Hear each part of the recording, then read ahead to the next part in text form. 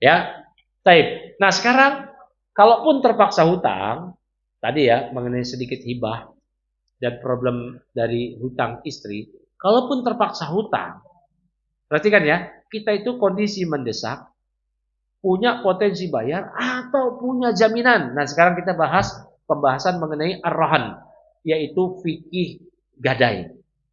Ya, gadai. Gadai itu apa sih sebenarnya? Hutang kan? Cuman dia naruh jaminan. Ya, taib. Nah, sekarang kita bahas fikih gadai. Ya, fikih gadai. Nah, rukun gadai ada 5. Rukun gadai ada 5. Yang pertama, rahin. Orang yang memberikan, orang yang menggadai. Orang yang ngutang. Yang ngutang apa itu namanya? Yang menggadai ya? Menggadai. Orang yang berhutang.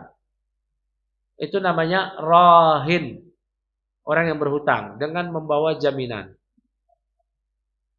Ya. Rukun yang kedua, murtahin. Murtahin itu orang yang memberikan pinjaman.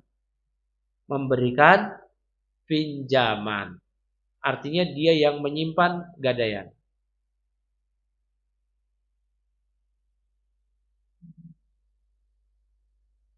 Ya. Nah, rukun yang keempat, berapa? 3 ya. Buru-buru amat ya. Nah, rukun yang ketiga marhun. Ya, rukun yang ketiga apa namanya? Marhun. Yaitu objeknya, barang yang digadai. Ya, barang yang digadai. Yang keempat, marhun bihi. Marhun bihi. Apa itu marhun bihi? Hutangnya. Hutangnya. Misal saya bilang ke seseorang, saya pinjam duit 1 juta dengan jaminan handphone. Saya rohin. Saya pinjam duit kepada Anda. Anda namanya murtahin. Pinjam duit dengan jaminan handphone. Handphone berarti namanya apa? Marhun. Senilai 1 juta. 1 juta berarti namanya apa? Marhun bihi. Kemudian orang tadi mengatakan, ini saya baru ijab. Orang tersebut, oke, ini duitnya 1 juta.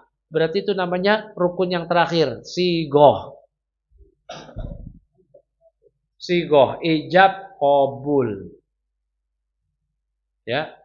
Dan akad hutang dengan gadai, memberikan jaminan, itu ada di Al-Quran. Farihanum makbudah. Ya. Dan ya, maka hendaknya ada barang tanggungan yang dipegang oleh orang yang menghutangi. Nah ini lebih bagus. Ya, saya misal nih handphone saya, misal ya, handphone saya harganya 5 juta, walaupun gak segini. Ini misal nih handphone saya harganya 5 juta, saya pinjam 1 juta. Kalau nanti tempo waktu yang telah ditentukan 1 bulan, saya nggak bisa bayar dan saya nggak dikasih penundaan utang lagi, maka ini dijual 5 juta, maka saya hanya mengambil 4 juta. 1 jutanya diambil oleh si murtahin. Ya. Tadi siapa namanya? Murtahin. Nah, ya, murtahin. Dan Nabi mempraktekkan ini. Nabi disebutkan oleh Aisyah, disebutkan oleh Anas bin Malik, Aisyah, istri beliau. Anas bin Malik, sahabat Nabi yang masih kecil. Disebutkan, tufiya Rasulullah sallallahu alaihi wasallam wa dir'uhu marhunatun 'inda Yahudi bisalasin sa'an minasyair. Rasulullah SAW ketika beliau wafat, beliau menggadai baju perang beliau, baju besi, dengan pinjaman 30 sok gandum, 30 sok. 1 sok 4 mud. 1 mud 1 raupan tangan orang dewasa. Atau dikonversikan ibu bayar zakat fitrah nanti itu 1 sok. Berapa di kilogram ke kita? 2,5. Berarti Nabi minjem ke saudagar gandum Yahudi 2,5 kilo kali 30. 90 kilogram gandum buat nafkah istri-istri beliau. Dan beliau wafat di situ. Belum sempat ngelunasin. Ya. Ini Nabi bertanggung jawab terhadap nafkah istri-istrinya. Muncul pertanyaan dari ibu-ibu. Sahabat kan pada kaya ya. Abdurrahman bin Auf kalau nyumbang buat jihad aja miliaran. Utsman bin Affan mantunya sendiri. Sa'ad bin Abi Waqqas, sahabat yang kaya-kaya, kok nggak care, peduli dengan Nabi? Jawabannya adalah, tadi saya sebut, kasih clue. Hadis ini diriwayatkan oleh 2 orang sahabat. Pertama Aisyah, siapa status Aisyah? Istri Nabi. Yang kedua Anas. Anas bin Malik tadi apa? Anak kecil. Jadi yang tahu pembantu Nabi, Anas. Masih kecil. Dan istri Nabi, Aisyah. Berarti sahabat yang lain bukan nggak mau bantu, tapi karena nggak tahu. Karena nggak tahu. Karena nggak tahu. Kenapa nggak tahu? Ya Nabi nggak cerita. Nabi nggak cerita. Ya. Nabi itu, kalau ibu baca riwayat dagangnya Nabi, itu di posisi Mekah. Bahkan beliau sempat menjadi pegawai istri beliau. Khadijah yang kelak jadi istri beliau. Tapi setelah dakwah, fokus beliau dakwah. Di Madinah, beliau dapat penghasilan dari mana? Dari gonimah. Dari gonimah. Dapat gonimah, dan itulah beliau nanti jual beli dengan gonimah tersebut. Dapat kambing, dijual ke pasar, beli makanan. Atau kalau enggak, semisal di perang Hunain, dapat gonimah. Ada orang, Abu Sufyan baru masuk Islam, datang. Rasulullah minta bagian, dikasih sama Nabi, bagian Nabi. Apa yang diinginkan oleh Abu Sufyan? Kamu mau onta? Itu sejauh mata memandang. 1 bukit dikasih. Anak saya Muawiyah Rasul dikasih. Emas berkilo-kilo. Nabi sedekah miliaran dalam bentuk emas. Ternak juga miliaran. Pulang-pulang tangan kosong. Itu dermawannya. Kalau ada orang bersedekah. Sedekah dia masih 10 miliar. Iya, tapi dia masih punya duit 1 triliun. Kalau Nabi bersedekah semua, habis itu nggak ada. Ya, habis itu nggak ada. Nah ini tadi saya bawa kisah ini untuk ke gadai. Bahwasanya Nabi Shallallahu Alaihi Wasallam pernah menggadai ya baju besi beliau yang digunakan untuk perang yang sangat berharga dengan 30 sok alias 90 kg gandum untuk nafkah keluarga beliau. Yang penting tidak ada riba. Adapun gadai-gadai di pinggir jalan di ruko-ruko yang ibu lihat itu kebanyakan riba. Ya. Gadai BKB motor. Pinjam 1 juta. Bayarnya 1,3, 1,2. Itu riba semua, enggak boleh. Enggak boleh. Ya, barakallahu fikum. Ya. Nah, kemudian apabila ini sering terjadi di kampung, di daerah nih. Orang gadai sawah. Sirohin, dia gadai sawah. Sawahnya berarti apa? Tadi kedudukannya namanya apa kalau dalam rukun? Marhun. Ya, dia gadai sawah. Pinjam duit 10 juta. 10 juta namanya apa? Marhun. Kepada si Fulan murtahin. Dengan akad. Sigoh. Nah, tapi sawahnya dimanfaatkan oleh murtahin. Oleh si pemberi pinjaman, maka haram riba. Enggak boleh. Enggak boleh. Yang boleh adalah si rohin, sang peminjam, dia boleh memanfaatkan marhun. Marhun tadi apa? Barang yang digadai. Selama tidak berkurang. Contoh, saya punya sawah. Sawahnya di marhun. Saya pinjam duit ke ibu murtahinah. Ya. Pinjam duit 10 juta. Bu, pinjam duit 10 juta. Ini saya punya sawah sekian hektar. Oke, gas. Sip. Nah, akad udah. Sudah, tapi saya bikin bilang, Bu. Saya manfaatin ya, saya boleh. Saya manfaatkan sawahnya tersebut. Panennya saya ambil, itu boleh. Ya. Berarti dimanfaatkan oleh rahin itu boleh. Yang nggak boleh ada dimanfaatkan oleh murtahin, oleh si pemberi pinjaman. Ya, gadai motor, gadai motor. Digadai motor ini dia kan ngutang. Dia ngutang, jaminannya motor. Ingat ya, kalau dalam Islam jaminannya itu berarti lengkap. Barang. Jangan cuman suratnya aja yang disekolahin. Motornya bolos. Enggak, berarti kalau gadai kendaraan dan suratnya. Kalau surat itu penting. Zaman sekarang kan administrasi. Masa kita bawa motor nggak ada suratnya? Motor bodong nanti. Ya, malah berperkara. Berarti kita ketika saya gadai ke ibu motor, itu motor saya bu, nilainya kalau dijual nih second 15 juta. Saya pinjam duit 3 juta. Jangka waktu sebulan. Ibu bilang, oke siap. Berarti udah lengkap tuh semua 5 rukunnya ya. Rohin, murtahin, marhun bihi, sigot. Dites. Oke, motornya benar bersih. Bagus, bisa nyala. Ya. Pas mau saya lunasin nih. Motornya rusak. Siapa yang ganti? Kalau si murtahin tidak ngapa-ngapain, kecuali cuma manasin doang, maka kerusakan tidak ditanggung oleh murtahin, oleh si peminjam, si orang yang memberi pinjaman. Tapi kalau dipakai sama dia ngetes, sampai jatuh, maka dia yang wajib ganti. Gak boleh disalahgunakan ya, gak boleh diambil manfaat. Gak boleh diambil manfaat buat ngegojek. Kalau sawah malah diambil sawah itu gak boleh. Kullu qardin jarra naf'an fahuwa riba. Itu kata Nabi. Setiap pinjaman yang mendatangkan manfaat, keuntungan, maka itu adalah riba. Ya, itu adalah riba. Nah, barang yang digadai yaitu marhun, syaratnya adalah barang yang dapat dijual. Ya. Baik. Yang dia telah memenuhi syarat sebagai mabi, barang yang bisa dijual.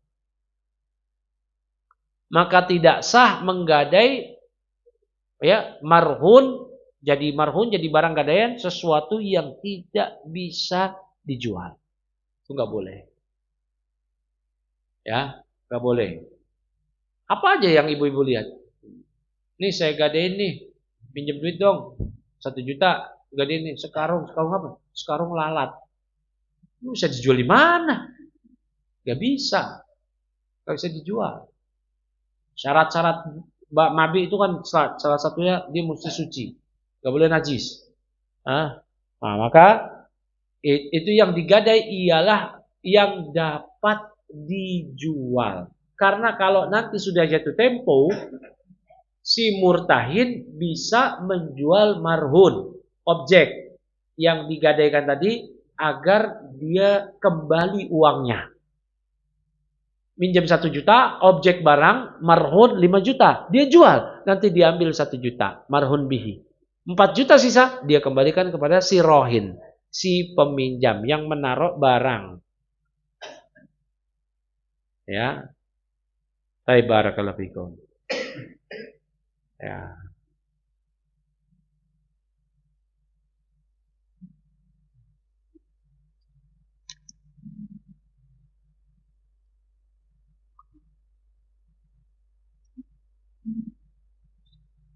Nah itu tambahan sedikit mengenai dari kaedah atau adab fikih mengenai hutang. Karena yang namanya gadai itu hakikatnya adalah akad hutang.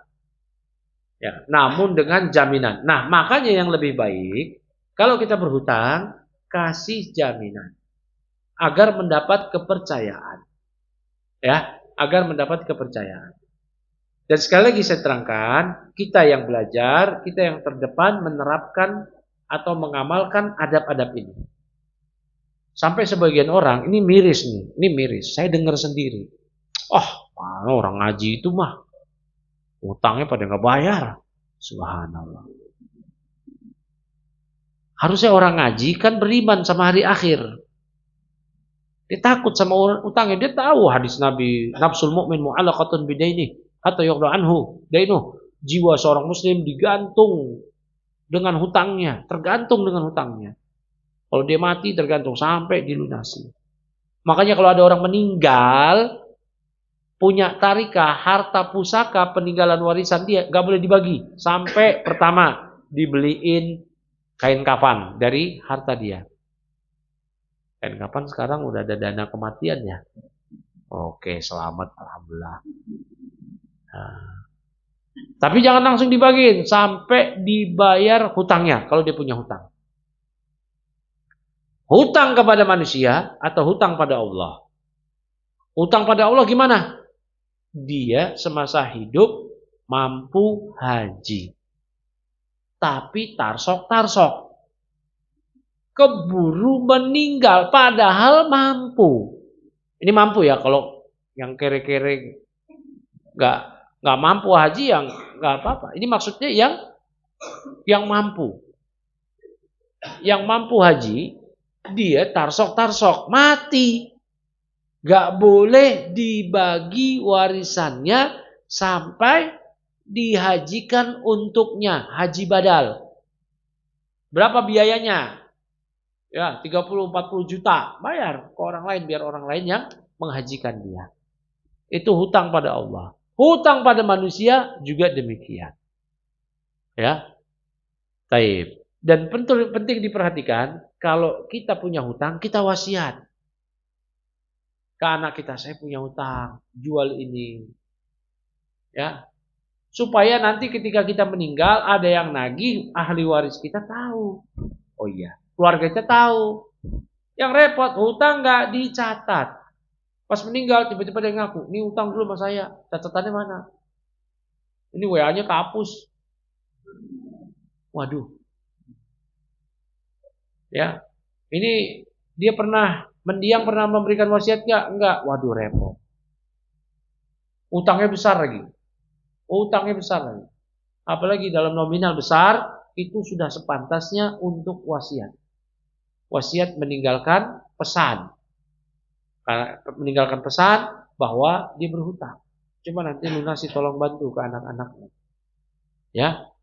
Nah ini banyak ini yang hutang gak dicatat, akhirnya terjadi kerisuhan, ya, kekisruhan, ya, kisruh udah, pakai dikoreksi segala. Baik, mungkin demikian dari saya.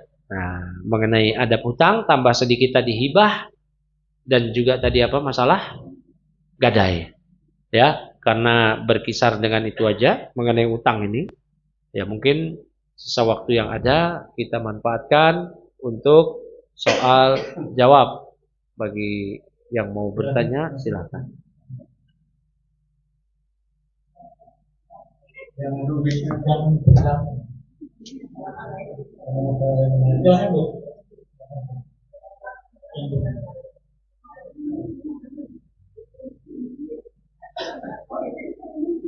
Yang paling depan itu. Ya udah yang dekat mic aja dulu nggak apa-apa. Assalamualaikum warahmatullahi wabarakatuh. Assalamualaikum. Ustaz, saya mau bertanya mengenai hutang. Kan ada seorang minjem duit, terus dia ngomong sendiri, nanti selama ya lumayan minjemnya, selama saya belum bisa membayar, nanti setiap bulan dia kan punya kontrakan. Terus setiap bulan nanti saya kasih satu pintu, jadi satu pintu itu uang kontrakannya nanti dikasih ke yang menghutangi. Itu termasuk riba apa enggak?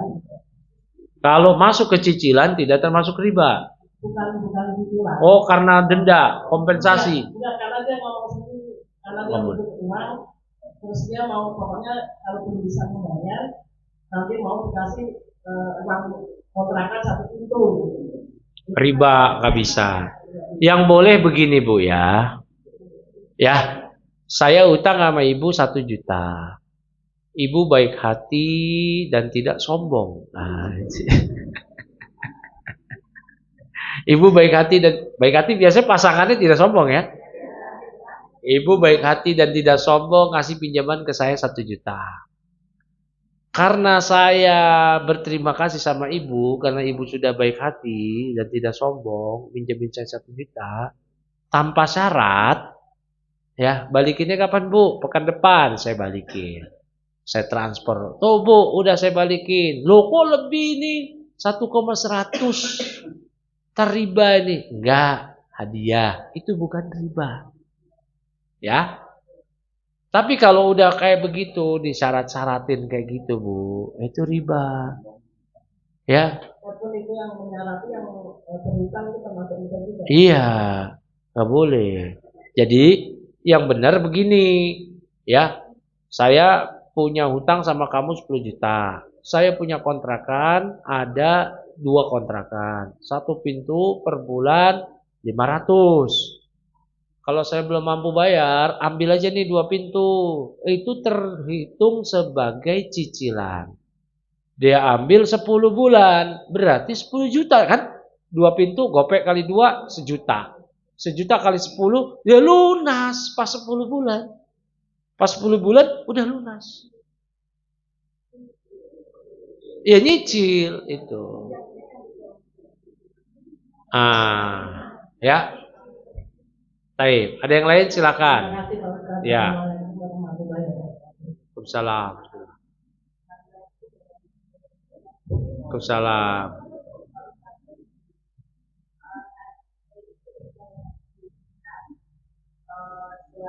Tidak wajib untuk membayar. Tapi kalau untuk pekerjaan rumah tangga itu wajib membayar. Bagaimana kalau seandainya suami mempunyai hutang di luar dan dikasihkan bukan untuk kebutuhan rumah tangga, itu bagaimana hukumnya istri atau istri keluarga? Contohnya apa Bu? Bukan kebutuhan rumah tangga? Maksudnya untuk kebutuhan rumah tangga itu hanya untuk sehari-hari. Terus kalau seandainya suami itu ngambil uang istri untuk digunakan sendiri, itu bagaimana hukumnya? Waalaikumsalam warahmatullahi. Kalau itu ya, kalau tadi itu kebutuhan istri, suami wajib melunasi ya. Itu catatannya. Kalau itu termasuk kebutuhan istri. Termasuk istrinya itu beli pembalut. Ya. Itu kebutuhan istri. Masa istrinya gak dikasih pembalut? Bukan kebutuhan istri itu. Istri ngutang ke warung. Bu, ya beli pembalut dulu, ntar dibayar laki saya. Lakinya lewat warung. Pak, tadi ini kurang sekalian beli. Wah, bukan yang utang dia. Nah, ini kewajiban suami. Terus tadi ya, si suami ngambil uang istri. Gak boleh. Ya, gak boleh.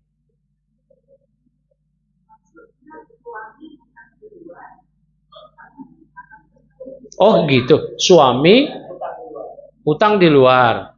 Tanpa sepengetahuan yang ditanya apa? Si istri. Enggak wajib bayar. Enggak wajib bayar. Begitu. Nah sekarang kecuali ada catatan ya. Tapi gini Bu ya, kalau suaminya meninggal ya masa ibu tega banget suaminya. Rasain kamu situ utang. Bayar lah kalau suami meninggal. Nah, itu kebaikan dari ibu. Artinya bukan kewajiban. Kebaikan dari ibu. Ini mengenai hukum ya. Baik. Tadi apa lagi? Udah ya? Nah. Kalau dulu punya hutang dan gak pernah ketemu dengan orangnya, gimana kita membayarnya? Ibu pernah dengar gak kisah orang yang berhutang dengan 1000 dinar? Ya, di kisah Bani Israel diceritakan dalam hadis yang panjang oleh Nabi SAW. Jadi orang berhutang 1000 dinar. Dia janji di waktu yang ditentukan akan bayar. Kemudian dia mengarungi samudra keluar dari pulau. keluar dari pulau, di waktu yang ditentukan, dia mau balik ke pulau orang yang menghutanginya, tapi badai. Nggak bisa naik perahu. Orang yang menghutanginya udah nungguin di pinggir pantai. Mana nih? Dia bingung. Akhirnya dia bilang, ya Allah, saya mau bayar hutang ini. Akhirnya dia masukkan ke dalam kayu, 1.000 dinar. Dia serahkan, ya Allah, saya mau bayar hutang. Yang nungguin tiba-tiba di pantai, ada kayu apa nih? Dibuka 1.000 dinar. Oh, ini dia nih pasti. Habis itu dia udah badai selesai, dia datang lagi bawa 1.000 dinar lagi. Saya mau bayar, udah. Dia kaget, sampai ke kamu? Itu cuma dia wujud takut sama Allah aja. Nah sekarang kisahnya nggak kayak gitu. Kisahnya memang udah nggak tahu kemana, juntrungan itu orang. Ya, ibu sedekah saja senilai hutang atas nama orang tersebut. Udah sedekah nih, ketemu.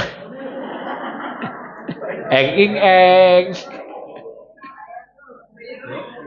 Wajib bayar gak? Wajib. Gak bisa bilang, saya udah sedekah. Sedekah itu ihtiyaton, kehati-hatian kita. Bayar sedekah dia atau kepada ahli warisnya.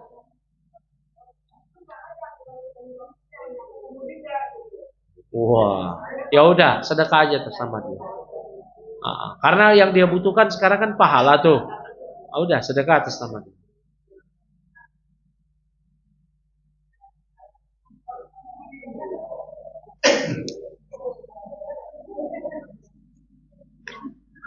THR yang diberi nenek untuk cucunya, bolehkah dipakai?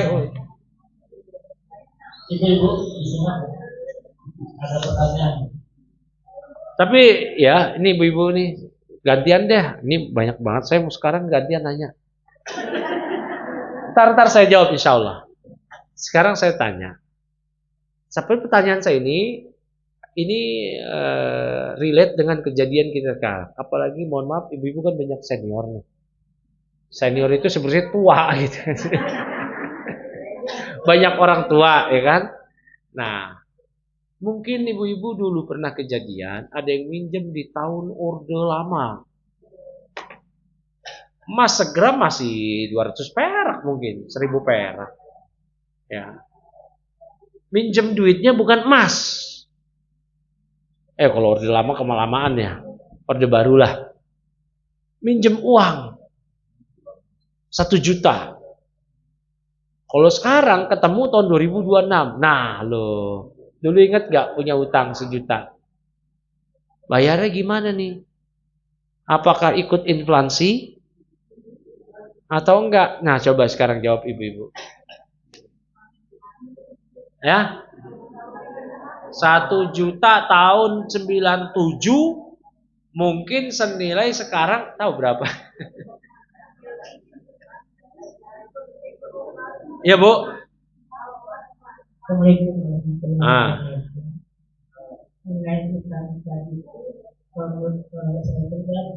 Berdasarkan berapa diajukan nama itu adalah tapi kita hadiahkan uang sebesar nilai sekarang ini ini adalah kebenaran itu kan tidak boleh. Pada saat kita nama itu habis kita bilang ucapan terima kasih saya atas ketundaan bukan kamu berada di sana. Baik, bagus jawabannya. Perhatikan ya, ini masalah hutangnya bukan dalam bentuk emas. Kalau dalam bentuk emas, minjem 10 gram wajib bayar 10 gram.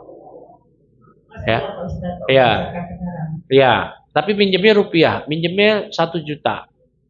Fatwa ulama, ini bukan dari saya, fatwa ulama disebutkan dalam Fatwa Lajnah Daimah, lembaga riset fatwa ilmiah di negeri Saudi Arabia yang dianggotai oleh para ulama besar.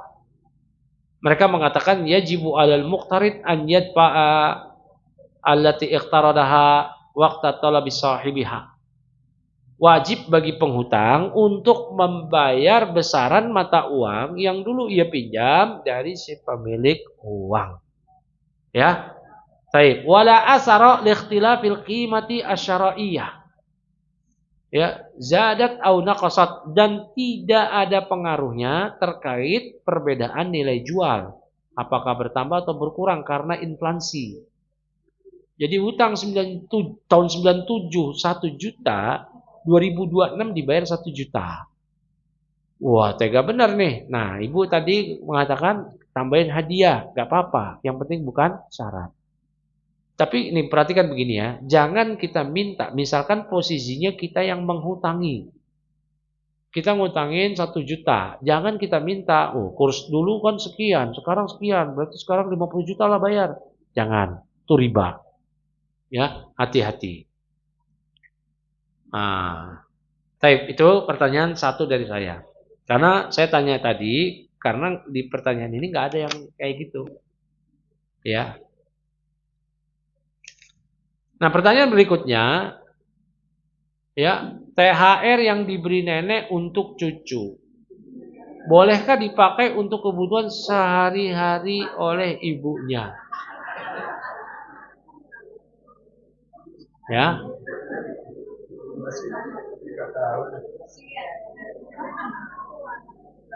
Baik. Ketika nenek, ya, ketika nenek, ya, sudah memberikan uang 1 juta ke cucu, itu berarti sudah jadi milik cucu ya.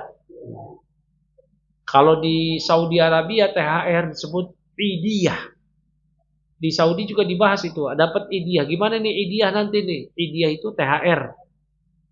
THR yang diberikan oleh orang lain untuk seseorang, ya. Nah idiyah ini perhatikan, ya. Kalau memang demikian, ya, dari fatwa-fatwa ulama yang saya ketahui, ketika si anak sudah dapat hibah THR, amplop pada saat Idul Fitri, ya. Pertama, orang tua, kalau anak ini belum balik ya, orang tua wajib menjaga, melindungi uang tersebut. Atau anaknya udah balik, tapi dia layadik ayat tasarruf, dia tidak mampu menggunakan uang itu dengan baik. Ntar dibeli yang macam-macam. Ibu-ibu sebagai orang tua jangan juga, oh itu kan duitnya terserah, jangan. Ntar anaknya beliin yang macam-macam, yang nggak penting, yang nggak urgen. Padahal dia butuh, tapi dia malah beli yang lain yang nggak dia butuh. Ya. Nah, jadi harta tersebut dikontrol oleh orang tua. Maka penggunaannya tersebut di orang tua. Kalau anak memang butuh hal-hal yang kebutuhan dia, orang tua boleh. Ya, gak apa-apa, demikian. Ya. Apalagi kalau anaknya masih belum balik. Belum balik. Nah, itu udah mesti dikontrol 100% orang tuanya. Malah buat kebutuhan sehari-hari. Ya, sama bapaknya diambil. THR dari nenek 1 juta, bapaknya lagi, aduh, buat beli token nih. Boleh nggak? Boleh. Ya, karena Nabi sabdakan kepada seorang sahabat yang kerap dimintai uang oleh bapaknya, kata Nabi, anta wa maluka li abika. Anta wa maluka li abika. Kamu dan hartamu milik bapakmu.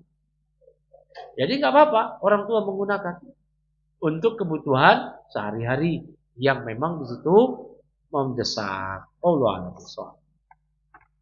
Assalamualaikum warahmatullahi wabarakatuh. Waalaikumsalam warahmatullahi wabarakatuh. Bagaimana mengikrarkan untuk mengikhlaskan utang? Apakah kita mendatanginya? Nggak perlu. Karena yang namanya ikhlas itu kan di hati ya. Ya udah, orang tersebut ternyata dia belum bayar-bayar, kita ikhlaskan, di akhirat dia bebas. Ya. Apakah hutang disyarat tentang Apakah hutang di syariat tentang uang saja? Bagaimana dengan orang yang telah berbuat kezaliman kepada kita? Kedzaliman antar manusia itu dalam 3 hal. Dalam 3 hal. Darah, kehormatan, harta. Darah, kehormatan, harta. Ya. Nah, kalau harta, perhatikan nih. Makanya dijaga jiwa seorang mukmin. Darahnya, hartanya, kehormatannya.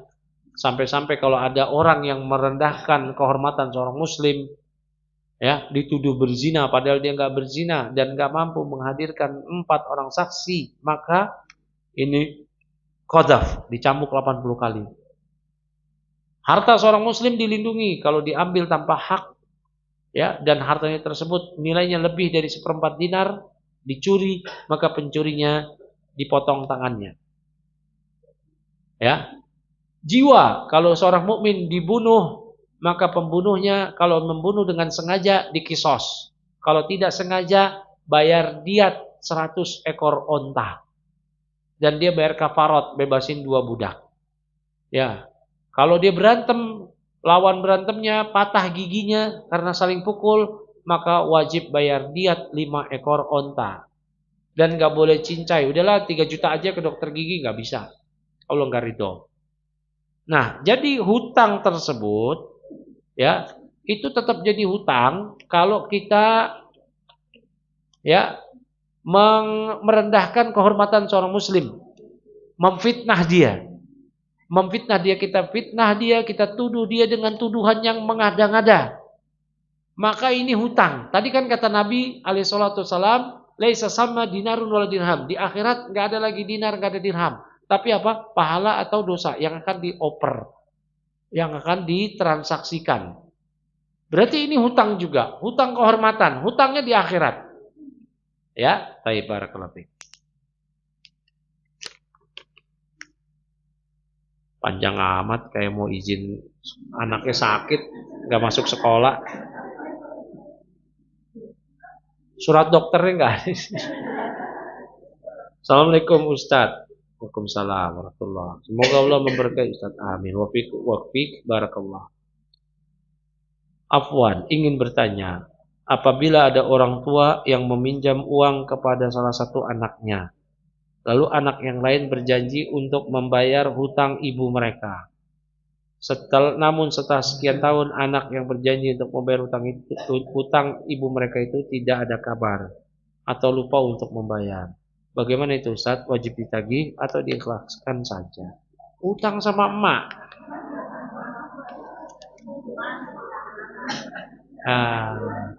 Iya, emaknya ngutang sama anaknya. Hah? Perhatikan ya, nggak usah anaknya janji bayar, emaknya nggak bayar deh. Anak-anaknya nggak bayar deh. Ibunya nggak bayar. Pinjam dulu ya, apalagi buat kebutuhan ibunya. Maka itu nggak ada ganti, itu kewajiban dia nafkahin ibunya. Apalagi kalau bapaknya udah meninggal. Kalau bapaknya udah meninggal, ibunya janda, berarti dia yang menjadi, ya, pemberi nafkah ibunya. Ibunya ngutang kalau kebutuhan pribadi. Lah ibunya minta bahkan, ngapain ngutang? Minta, mau beli apa? Beli makanan, gak ada ngutang-ngutangan. Sini duit kamu, gak apa-apa. Ya, lo kok ngutang? Hah?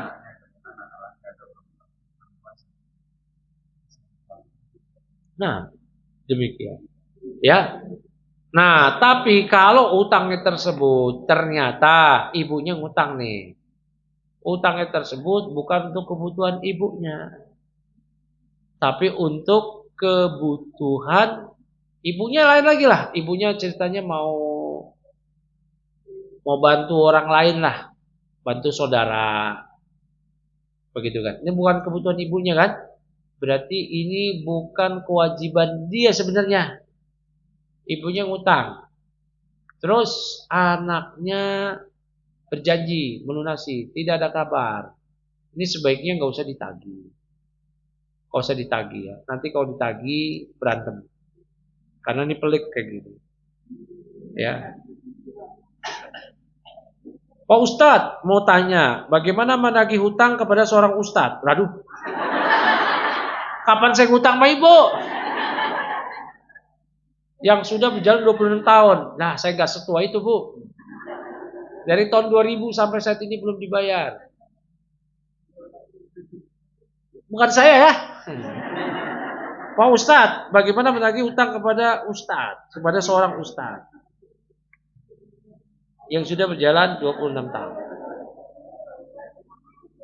Ya, taib. Tagih aja nggak apa-apa. Jadi saya suruh jadi debt collector gitu.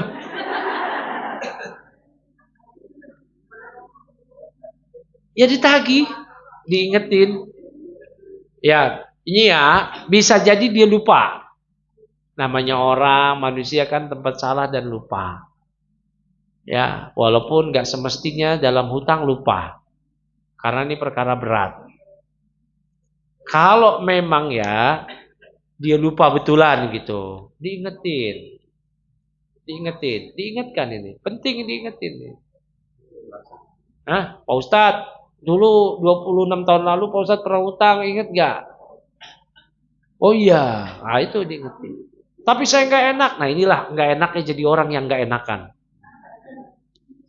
Ya, tapi saya nggak enak. Inilah nggak enakan itu nanti bikin nggak enak juga.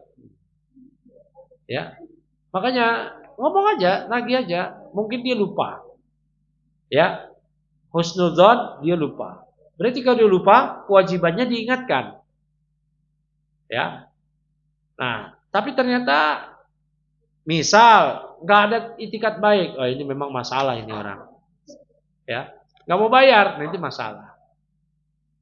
Tadi padahal kita sebut ya, kita sebagai orang yang belajar adalah orang yang paling takut terhadap utang, karena urusannya akhirat.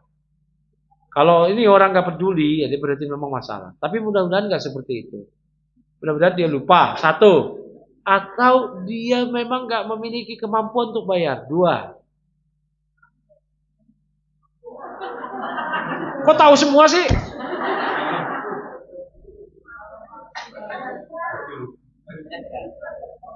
Ya, kok tahu semua sih? Kayaknya ngutangnya sama ibu nasabahnya rame-rame ya. Nah, ya kalau memang mampu ya ditagih,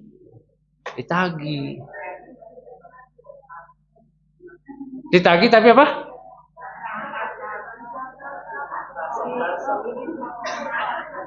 Apa? Orangnya lebih ganas daripada kita.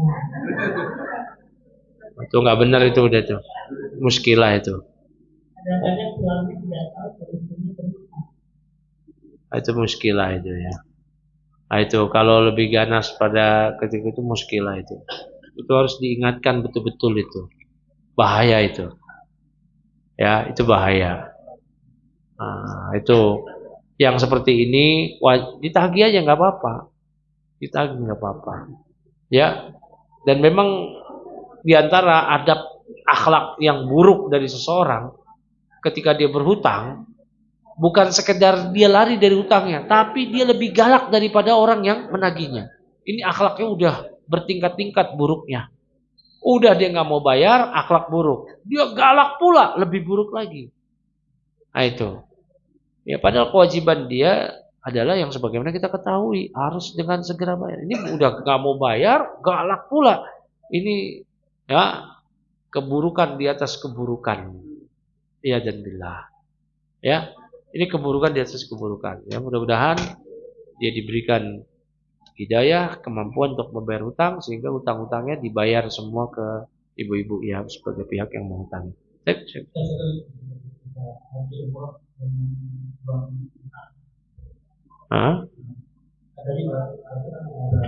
Iya. Nah itu sebenarnya nggak wajib haji dia pakai dana talangan karena dia tidak mampu. Cuman sekarang ya sama pemerintah Depak pakai dana talangan akhirnya yang nggak mampu haji dapat porsi. Akhirnya porsi membengkak. Akhirnya berangkat daftar 2026 berangkatnya 25 tahun lagi. Kalau model ke ibu-ibu 25 tahun lagi, ya. Ah, kalaupun masih hidup, waduh, jomponya kayak apa? Malah kasihan. Ah, itulah. Nah, itu makanya tidak berangkat haji dengan pinjaman. Ngapain dia berangkat? Orang dia nggak mampu. Dia belum mampu. Jadi ibu-ibu nggak usah khawatir ketika ibu-ibu belum haji, ibu-ibu belum mampu, nggak usah khawatir. Wah, saya belum haji nih. Ya, orang belum mampu ya nggak wajib. Ya udah, ya.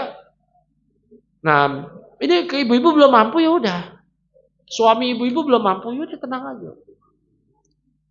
Ya, kalau ada yang bilang beli rumah mampu, kan beli rumah nggak wajib. Loh, kalau dalam mazhab Syafi'i, ya, dalam mazhab Syafi'i rumah itu termasuk kebutuhan pokok. Berarti suami beli rumah. Daripada ngontrak kan memang beli rumah nggak wajib kan, ngontrak bisa. Iya betul. Cuma kalau dengan beli rumah lebih nyaman. Kan ngontrak pindah-pindah mulu juga gempor. Ya, beli rumah nggak wajib, naik haji wajib. Ya, itu kalau dalam mazhab Syafi'i nggak seperti itu. Kalau dalam mazhab Syafi'i beli rumah suami kalau punya uang dia beli rumah buat keluarganya. Kelayakan. Berarti dia habis itu uangnya habis beli rumah, belum mampu haji, berarti dia nggak wajib haji. Ya, dia nggak wajib haji. Jadi ibu terkait haji jangan ini ya maksa, takalluf sampai jual yang kebutuhan-kebutuhan kita itu. Ya, jangan sampai gitu. Perhatikan ya. Bahkan ya ini dalam fikih mazhab Syafi'i. Ibu nabung buat haji itu nggak sunnah. Ini mungkin nggak populer, tapi ini fikih dalam mazhab Syafi'i. Ibu nabung, saya ulangin ya, ibu nabung buat haji nggak sunnah. Kapan ibu berangkat haji? Ketika mampu. Kalau ibu nabung buat haji itu nggak sunnah. Mau ngapain? Nabung di celengan bagong, celengan gareng, sehari 100.000, 50.000, sedikit demi sedikit, lama-lama jadi bukit, gitu. Ditebok, wah, alhamdulillah, 15 juta. Wah, 10 tahun lagi 15 juta lagi. Udah nggak usah niat buat haji, udah nabung aja buat kebaikan. Nabung buat kebaikan. Nanti tiba-tiba bisa buat haji, pas di situ ibu ternyata tebok tuh celengannya. Celengannya ditebok ternyata isinya 50 juta. Berarti wajib haji gak? Wajib. Ketika kebutuhan yang lain sudah tercover. Ditebok, 50 juta. Berarti wajib haji. Tapi sekarang nabung dulu 30.000. Itu belum wajib haji. Ya. Jadi jangan takalluf. Apa itu takalluf? Memaksakan diri. Ya. Saya sebut sekali lagi ya. Dalam mazhab Syafi'i, nabung haji itu enggak sunnah. Itu enggak sunnah. Kalau memang dia belum mampu, ya enggak usah nabung. Ya, ketika dia mampu, wah ya, ini udah tercover kebutuhan, udah dia berangkat haji, baru wajib. Baru dia wajib. Paham ya? Begitu. Baik, saya rasa cukup. Ya, yang benar dari Allah, yang keliru dari saya sendiri, saya mohon maaf atas segala macam kekeliruan. Wabillahi taufik wa sallallahu wasallam ala nabiyina Muhammadin wa ala alihi wa sahbihi ajmain. Subhanakallahumma wa bihamdika asyhadu an la ilaha illa anta astaghfiruka wa atubu ilaik. Assalamualaikum warahmatullahi wabarakatuh.